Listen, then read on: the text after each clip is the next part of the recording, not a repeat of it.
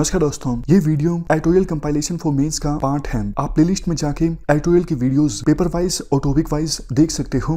और अगर आप दिसंबर 2019 के बाद की वीडियोस को देखना चाहते हो तो वीडियो के नीचे मौजूद ज्वाइन बटन की सहायता से आप मेंबरशिप को ज्वाइन कर सकते हो। चलिए डिस्कशन स्टार्ट करते हैं। आप जीएस पेपर 2 के इस टॉपिक से आर्टिकल को रिलेट कर सकते हो। ये आर्टिकल बेन वेलेस के द्वारा लिखा गया है। ये देखो यूके के secretary of state for defence हैं। तो इस आर्टिकल में सारी अच्छी अच्छी बातें बोली गई हैं। शुरुआत में ये बोलते हैं, देखो वैसे इंडिया को आज़ाद हुए 75 ईयर्स पूरे हो चुके हैं, बट हमारे लिए एशिया में पीस इस्टाब्लिश हुए 75 ईयर्स पूरे हो चुके हैं। जैसा आपको पता है, इंडिया समेत आसपास के जो देश थे वो ब्रिटेन की कॉलोनी थे 15 अगस्त से पहले। Ben Wallace even second world war का हवाला देते हैं। देखो सेकेंड वर्ल्ड वार में क्या था, यूके, यूएसएसआर, यूएसए ये एक तरफ थे और दूसरी तरफ थे Germany, Italy, Japan. But Ben Wallace के अनुसार इंडिया का योगदान काफ़ी ज़्यादा था सेकेंड वर्ल्ड वार में एक्सिस अलायंस को हराने में। यानी ये जो अलायंस था जर्मनी, इटली और जापान का, इस अलायंस को हराने में इंडिया का योगदान काफ़ी था। क्योंकि उस समय देखो हम ब्रिटेन की कॉलोनी थे, तो हमारे बहुत सारे जवानों ने हिस्सा लिया था इस सेकेंड वर्ल्ड वार में, जिसे पैसिफिक वार भी कहा जाता है। और सेकेंड वर्ल्ड वार में खास करके बर्मा कैंपेन मतलब सीरीज ऑफ बैटल्स लड़ी गई थी। उस समय बर्मा, जिसे आज म्यांमार कहते हैं, उस समय बर्मा ब्रिटेन की कॉलोनी हुआ करता था। तो एक तरफ थी जापान की फोर्सेस और इवन वो फोर्सेस जो अपने देश को ब्रिटेन से आज़ाद करवाना चाहते थे। इवन आज़ाद हिंद फौज भी आप कह सकते हो, जिन्होंने उस समय जापान का साथ दिया था इंडिया को ब्रिटेन से आज़ादी दिलवाने के लिए। तो राइटर कहते हैं इस बर्मा कैंपेन में बहुत सारी बैटल्स लड़ी गई थी, जिसमें से एक है कोहिमा बैटल, जिसमें एक तरफ 15,000 एनिमी ट्रूप्स थी, यानी जापान की फोर्सेस थी, और हमारी तरफ से सिर्फ 1500 मैन थे। लेकिन बावजूद इसके डट कर मुकाबला किया 1500 जवानों ने।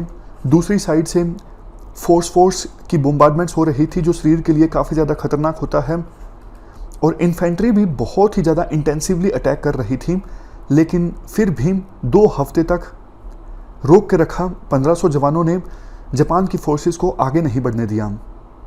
उस दौरान टोटल 87,000 इंडियंस की जानें गई, लेकिन इंडियंस काफ़ी बहादुरी से लड़े।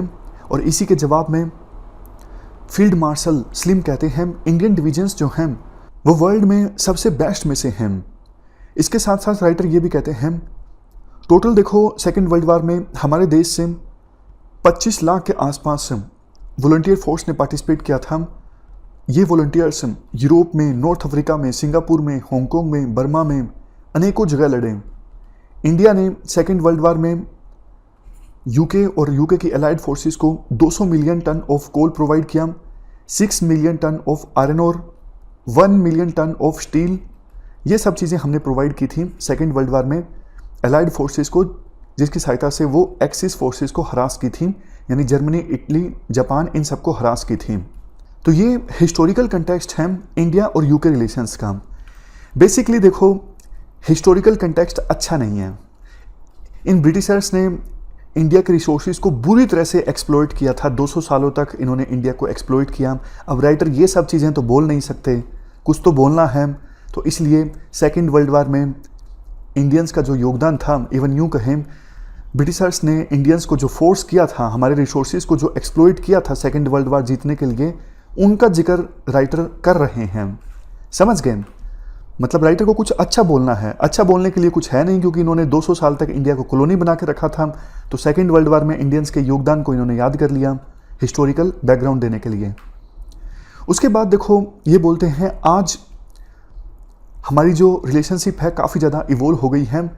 बहुत सारे ऐसे चैलेंजेस हैं जिनको लेके इंडिया और यूके के बीच कोऑपरेशन चल रहा है, चाहे वो महामारी हो, पायरेसी हो, एक्सट्रीमिज्म हो, इन सब को लेके इंडिया और यूके के बीच कोऑपरेशन हो रहा है। दोनों की कमिटमेंट है कुछ वैल्यूज़ के प्रति, जैसे जस्टिस, स्टेबिलिटी, फ्री मार्केट।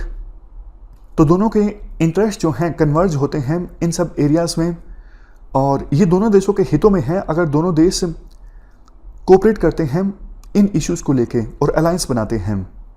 इसके बाद राइटर के द्वारा डिफेंस क्षेत्र में सहयोग की बात की जाती है। अभी फ़िलहाल देखो, वेस्टर्न इंडियन ओशन में 7 रॉयल नेवी वेसल्स ऑपरेट करते हैं। इंडिया और यूके की मिलिट्री एक साल में 2 बार एक्सरसाइज करती हैं। जेट इंजन से लेके साइबर टेक्नोलॉजी के क्षेत्र में इंडिया और यूके फिलहाल कोऑपरेट कर रहे हैं। राइडर कहते हैं यूके इंडिया के साथ काम करने को तैयार है डिफेंस मॉडर्नाइजेशन से लेके मैरीटाइम टेक्नोलॉजी के क्षेत्र में। अभी हमारे पास मौका है, हम हमारी पार्टनरशिप को नेक्स्ट लेवल पर ले जा सकते हैं। लास्ट में राइटर ये बोलते हैं अभी देखो जो ईरा चल रहा है इसमें बहुत ज़्यादा अनसर्टेनिटीज़ हैं, अनिश्चितताएं हैं। जैसे इंडिया अभी फ़िलहाल एक प्राउड इंडिपेंडेंट नेशन है, यूके भी एक प्राउड इंडिपेंडेंट नेशन है। दोनों की जो कॉमन हिस्ट्री है वो हमें बताती है कि दोनों देश मिल के विपत्तियों का यानी चैलेंजेस का मिल के सामना कर सकते हैं और दोनों शेयर्ड फ्यूचर बना सकते हैं जिसमें पीस हो, पर्पस हो, प्रोस्पेरिटी हो, ये सब चीज़ें हों। इन सब को लाने के लिए दोनों देश मिल के काम कर सकते हैं। तो ये इंडिया और यूके रिलेशन से संबंधित आर्टिकल था। इस डिस्कशन में फिलहाल इतना ही है। Thank you very much for discussion.